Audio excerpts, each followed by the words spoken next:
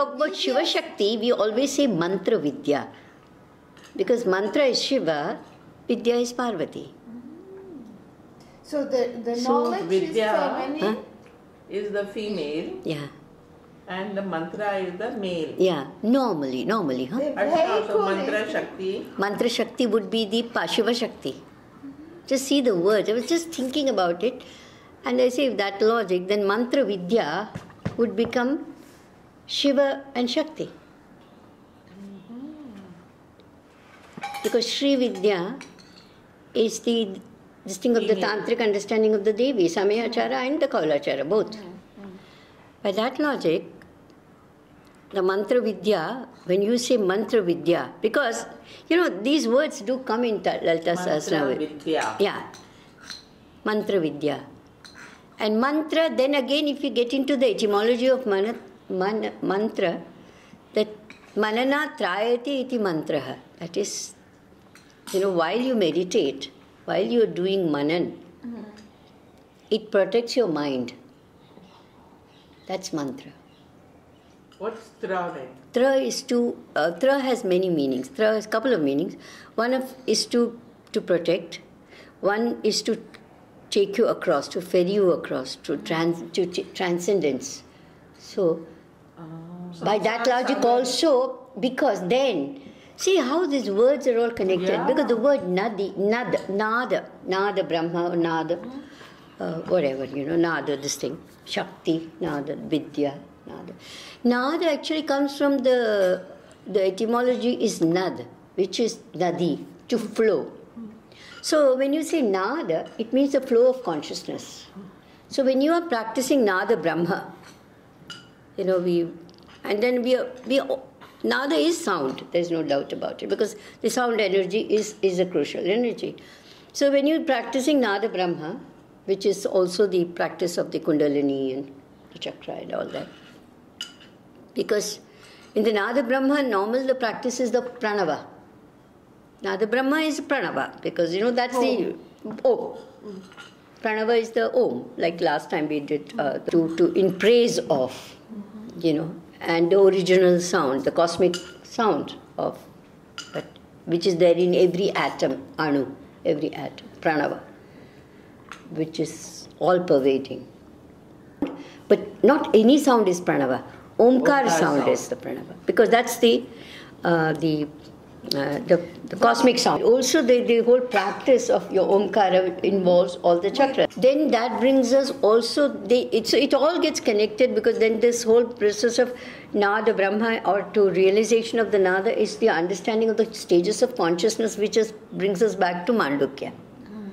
Because we are talking about the pranava, talking about Omkara, then very naturally we are talking about the 4 stages. Then also, this also brings us, it also connects us to the utterance of any word, which is the Parapashyanti Madhyama Vaikhari, the 4 stages. Because if we were to start from the Turiya Avastha, the 4th stage of consciousness, which is, Amatras Chaturtho Avyavahara Prapanchopashamaha Shantam Shivodvaitam Chaturtham Manyante Sa Atma Savikya. Do realize that Atman, which is the amatra, there's no matra in it. So that's the transcendent. So that becomes the para. That is the sound which we kind of is there in our mind before we utter any word.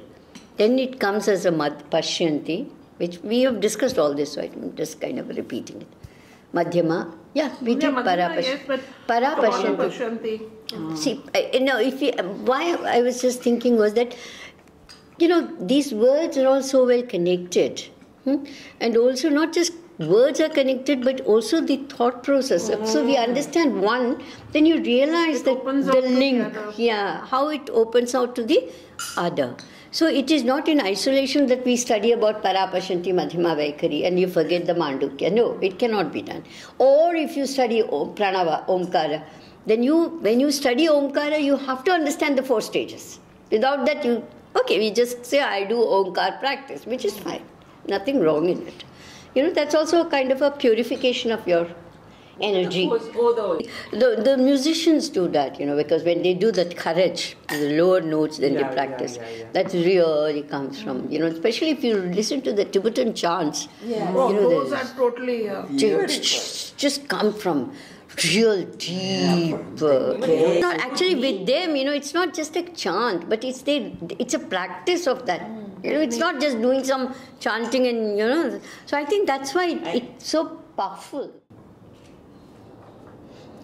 Sinduraruna vigraham trinayanam manikya mauli sfurat taranayaka shekharam smitamukhim apina vakshoruham पाणिभ्यामलिपूर्णरत्नचषकं रक्तोत्पलं बिभ्रतीं सौम्यां रत्नघटस्थरक्तचरणां ध्यायेत् परामम्बिकाम्. We come back to the text. That was 301. 301. Hrimkarye Namaha. She is the personification of the Hrimkara, Hrim mantra, Bija. Hrim is when she is in the Bhuvaneshwari form. Meaning? Raise the 26. Bhuvana is word. Bhuvaneshwari, that is she, the mother of, or the Ishvara or the Ishwari. Bhu, from Bhu, earth. Bhu is to come into being. Bhuvana is the world. Tribhuvana is the three world. Bhuvaneshwari is the goddess of the Bhuvana or goddess of the world. Goddess of the word. World. Samsara. So, And she is this is the Hrim, is the Bija for Bhuvaneshwari, Bija Shakti. And that is why this is also called the Pranava of Bhuvaneshwari. Why? Pranava? Huh? Yeah, that was the sound of the Om. Pranava is the sound of the Om, but in the Shakti tradition, Hrim becomes the Pranava. Pranava is something which is kind of You're saying basically this is the Om of the feminine mantras. See, because Nu actually means that resonates, that reverberates, that goes, it's kind of it's something like, just think about when you chant Om, when you're doing it, your entire being is resonating with the sound Om, right? So when you do a Devi, especially the Bhuvaneshwari and the Bija of Bhuvaneshwari, which is the Hrim, so Hrim is the Pranava of the Shakti. Okay, that she is the personification of Hrim, because Hrim is the Bija of Bhuvaneshwari. Remind me again what Bija is. Bija is the seed. Seed, yeah. See, I gave you this. I told you this. Keep this in mind, which will help you. That from the Devi Gita, Bijo Charena Matrena Deva Rupam Prajayate. Right. So, Ucharena Matrena. That shlok clearly says that when you Bija Rup, Deva Rup, from the Bija, when you do a proper Ucharana, Utcharana. Now, Ucharana, we normally, when you translate it in English, we call it as pronunciation. But the Sanskrit word is Ucharana. That is, take it to a higher level. Ucharana. That is, you say it in a very loud kind of a, in a raised manner. And that is why when you chant like when you do a Rik chant, Sahana Bhavatu, Sahana Bhunaktu. So, You throw it. Sahana Bhunaktu. So you have the three, the Swarita, Udata and Anudata. Swarita is when you chant like on a level plateau. Okay? Udata when you go up. Sahana Bhavatu. So, and Anudata is when you go down. So Udata, all of the Samavedas are Udatas. Because there is a way to chant Havu, Havu. Okay. Which actually means that by repetition, by the reverberation, by the resonance, you actually assume that Hreem. Now, what is Hreem? Next is the question of what is Hreem. So, this is the meaning of the word Hreemkari. And so, in the word, in the this thing of Hreem, you have three: Ha, Ra, E, and the Bindu. Okay. Now the Ha is for the manifestation, and Ra is for involution, and E is for perfection. Oh my gosh.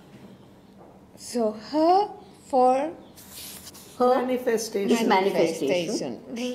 Ra is for involution. Involution. Yeah. Going inwards. And E is for perfection. Not evolution, involution. Involution. Involution.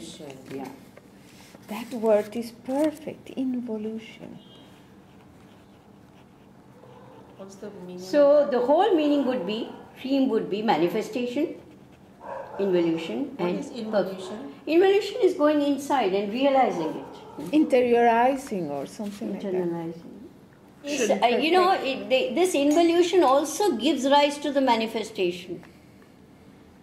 How? Because when you involute kind of a thing, when you are resonating that, actually what you are doing is giving manifestation to the bija, which is the Bhuvaneshwari. So that process of internalizing and manifestation. So actually they are not, it does not have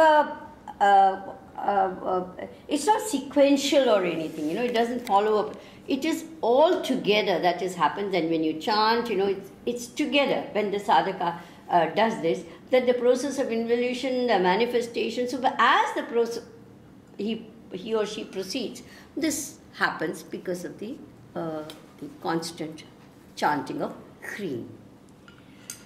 So that is the thing. Yeah. And of course, it is also the... Where does the K sound come from when you say it? It's almost like Cream. No, No, cream is another mantra. H-R-E-E-M. Cream. Cream. Cream. There's always There's like a K sound at the middle, no? Cream. No, there's no... No, it's another mantra that is cream, also from the goddess. Yeah, but not here. Not here, no. This is Hreem. H-R-E-E-M. There is no K sound here. But Kleem is there. It's these are all Devi mantras. Because I'll tell you what, in the case of Nitya Devis, which we learned, the 15 Devis, Nitya Devis, each of them have a mantra, each of them have this thing, and each of them have a bija. Yeah. So, and the 16, so that is why the 15 is the Panchadashakshari mantra. The 16th one, the 15th one you can see, but the 16th, the Purna, that is when the full moon, you cannot see the full, you can't see the aspect, the 16th kala separately. It is all one full moon. The whole. Yeah, it's a whole. So that's the 16th kala. And that is yet another reason that we don't know the 16th. I mean, we know it, but the 16th, that bija that is given by the teacher is also like a mystical kind of a thing. Because we don't realize, we don't know what it is. It's almost like saying that the ultimate Brahman that she is, which is the 16th form, needs to be realized. It is not, it doesn't just get manifested like that. It's realized through the process of sadhana. So the 15 Devis are very clear, and the 15 Devis are not something which is separate from her, they are just one aspect of her. So the kalas that we refer to as the different kalas, kama kala that we are referred to, the nada and the bindu. Now again, if you see the word here, nada is the stages of consciousness. As you go through the 15 Devis and you come to the 16th Devi, naturally your stages of consciousness there would be some change. There would be some different kinds of consciousness that you would go through. isn't it? So the 15 Devis are also, but they are called Nitya Devis. What does Nitya mean? Nitya is eternal, Eternal. always there.